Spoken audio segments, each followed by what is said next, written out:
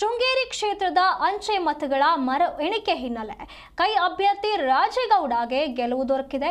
ಮೊದಲು ಎಣಿಕೆ ಮಾಡಿದಾಗ 201 ಮತಗಳು ಸಿಕ್ಕಿತ್ತು. ಇಂದು ಮತ್ತು ಎಣಿಕೆ ನಡೆದಾಗ 203 ಮತಗಳಿಂದ ಅವರು ಜಯ ಸಾಧಿಸಿದ್ದಾರೆ.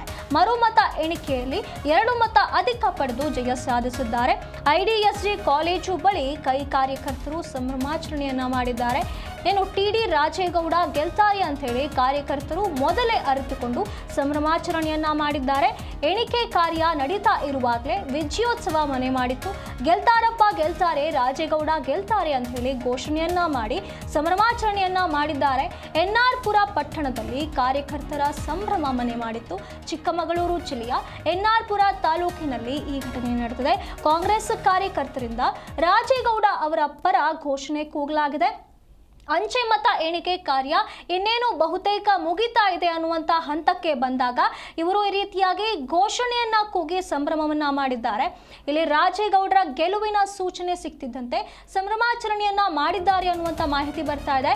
ಶೃಂಗೇರಿ ಕ್ಷೇತ್ರದ ಅಂಚೆ ಮತಗಳ ಮರು ಎಣಿಕೆ ಹಿನ್ನೆಲೆ ಕೈ ಅಭ್ಯರ್ಥಿಗಳಾಗಿರುವಂಥ ರಾಜೇಗೌಡಗೆ ಗೆಲುವು ಸಿಕ್ಕಿರುವಂಥದ್ದು. ಮೊದಲು ಎಣಿಕೆಯಾದಾಗ 201 ಮತಗಳು ಬಂದಿತ್ತು. ಇಂದು ಮರು ಎಣಿಕೆಯಾದಾಗ 200 ಮತಗಳಿಂದ ಜಯ ಸಾಧಿಸಿದ್ದಾರೆ.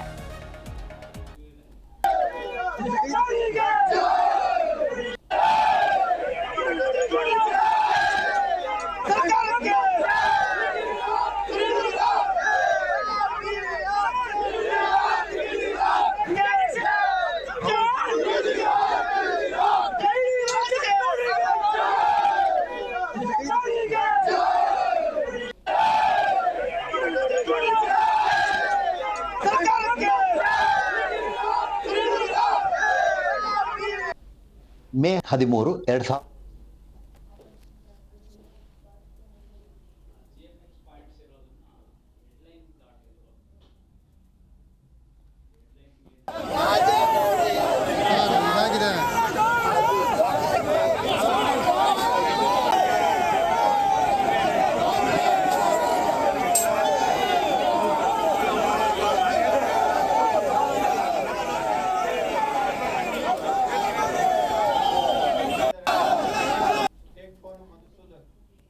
ಈ ಬಗ್ಗೆ ಹೆಚ್ಚಿನ ಮಾಹಿತಿಯನ್ನ ನಮ್ಮ ಪ್ರತಿನಿಧಿ ಮಧುಸೂದನ್ ನೀಡ್ತಾ ಹೋಗ್ತಾರೆ.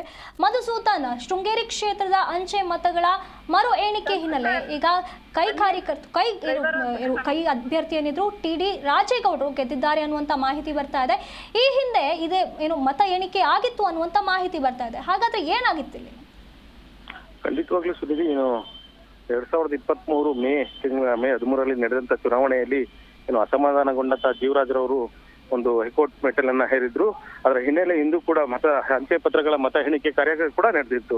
ಅಂದ್ರೆ ಕಳೆದ ಬಾರಿ ಅವರು 201 ಮತಗಳ ಅಂತರದಲ್ಲಿ ಜಯವಾಗಿದ್ರು.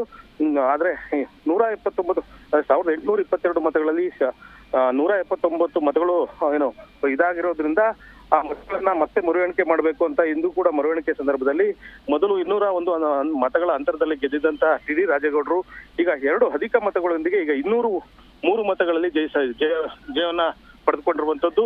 ಅದರ ಹಿನ್ನೆಲೆ ಕೂಡ ಇಲ್ಲಿ ಕಾರ್ಯಕರ್ತರು ಹಾಗೂ ಬೆಂಬಲಿಗರು ಟಿ.ಡಿ. ರಾಜೇಗೌಡರನ್ನ ಹೊತ್ತು ಈಗ ಸಂಭ್ರಮಾಚರಣೆಯನ್ನ ಪಟಾಕಿ ಸಿಡಿಸಿ ಹಾಗೂ ಡ್ಯಾನ್ಸ್ ಅನ್ನ ಮಾಡ್ತಾ ಈಗ ಸಂಭ್ರಮಾಚರಣೆಯನ್ನ ಮಾಡ್ತಿರುವಂತದ್ದು ಸುನಿಧಿ. ಧನ್ಯವಾದಗಳು ನಿಮ್ಮೆಲ್ಲ ಮಾಹಿತಿಗಾಗಿ.